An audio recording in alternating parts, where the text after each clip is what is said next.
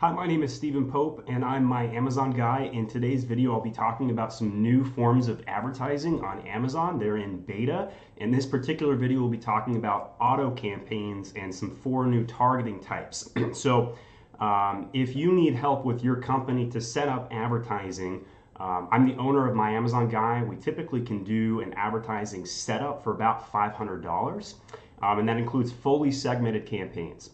So in this video, I'll be talking about a very specific type of new Amazon advertising. We've seen many changes this year on Amazon, whether it's advertising, logistics, UI changes, they're all over the place right now. I'm really surprised that on, the first week of December of 2018 that we're seeing a change to advertising, because typically when you're running UI changes or even advertising changes, you wouldn't see something like this during the peak season of your product or your platform, right? Well, Amazon doesn't seem to be shy. They have rolled out many things in the last month. So if you're not familiar with some of these changes, you need to do some research and really get familiar with them, because some of these are pretty big game changers. So specific to the auto campaign, you're going to see on screen here, there are 4 types that are brand new. So previously, when you set up an auto campaign, all you could do is set a bid level, the product group, and that was it. And you could see the results, and you could use the auto campaign to download keywords that were discovered. I like to use it as an onboard discovery tool and then onboard those to the manual campaigns. In the last couple of years, my manual campaigns have always outperformed auto campaigns. Every so often, maybe 1 out of 10 times I do a setup, I'm now starting to see auto campaigns outperform manual. And that makes you wonder, how is the AI outperforming me? Well, you go look at the data and you can quickly figure it out, and you can download those keywords and adjust your manual campaigns accordingly, bid up and down, etc. And then eventually you should be able to get your manual campaign to outperform the auto, because the auto is always going to have stuff in it that it doesn't need. Well, moving forward, I would not be surprised to see if this changes auto and makes it even more competitive. So first off, let me define each 4 of these areas. To find this, you need to go into Seller Central, go to your campaign manager, and then go to an auto campaign. Whether you set up a new one or you're going to an old one, that doesn't matter. But this part does matter. You do need to set up a new ad group. You cannot use your old ad groups to enable this targeting. I've tested that personally in the last 24 hours and could not get that to work. But when I created a new ad group within an auto campaign, it did seem to trigger just fine. So first off, we've got substitutes. We'll show you your ad to shoppers who view the detailed pages of products similar to yours. I like to call that a lookalike. And if you think about personalized engines that are for e-commerce websites, this is a very common tactic where they show you things like that. Google PPC, which has always been the forefront of all advertising, is way ahead on this stuff. It's been available for years, but not very many other platforms have done it as well as Google. So Amazon is now the #1 place to start a product search. So because of that, they've got all of this product data. They're getting really good at it. So they're gonna substitute your product onto a sponsored product automatically of products that are related, and they're going to use that by buyer data. Second is compliments, and they'll show you your ad to shoppers who view the detailed pages of products that complement your product. So if you're selling a widget, let's say you're selling apple slicers, they might also show apple cider because it's a complementary product. Or if you're buying a computer case, they might show you a video card, stuff like that.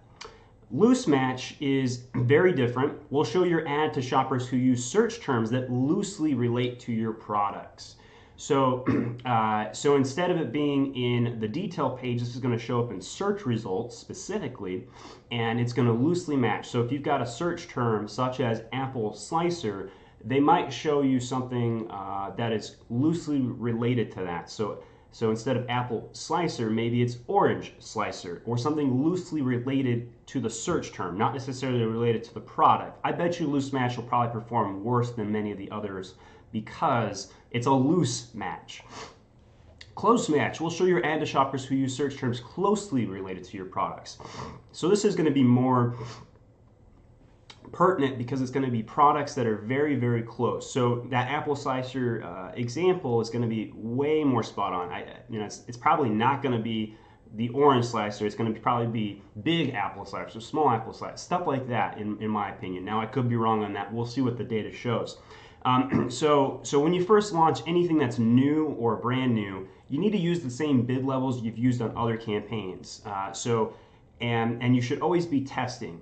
So if you use testing, you should consider like an A versus a B. Well, all four of these are technically Bs because they're brand new, and you're going to test these against your current. The A is the auto campaign without targeting. The B is the auto campaign with targeting. And within that B test, you've got 1, 2, 3, 4 variations.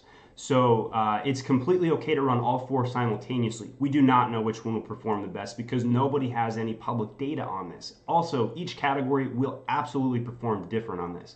Now, a couple weeks ago, I made a prediction on the last Amazon beta test specific to product-based targeting, and I said that one was going to flop. I think I put on record that I thought 100% ACoS was going to be the average of that beta program.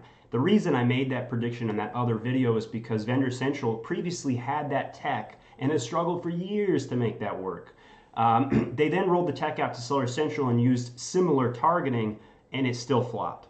This particular program, however, I predict will be quite successful.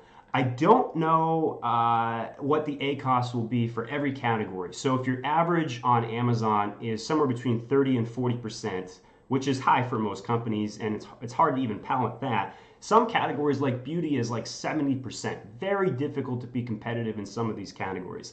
I think that these ACoSs will be somewhere within a 3 or 5% deviation of your current programs.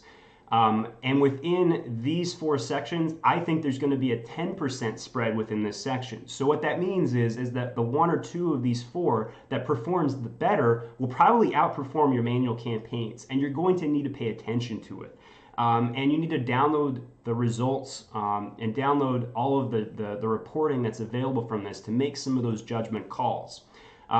So if this video was too complex, you're just like, man, this is great information, but I don't want to do it. Hire a consultant. My Amazon guy can do advertising setups for $500. You can find me on my website. Go to myamazonguy.com/contact and fill out your name and information. We'll get right in touch with you within 1 business day, and we can often get an advertising setup done within a 24-hour time period. So right now is the most important time to advertise on Amazon. It is clutch holiday season, and testing during peak season is always a great idea because your ACoS will be better because conversion rates are higher on Amazon right now. So if you're afraid to make the plunge, give me a holler. Ask any questions in the comment section of the video.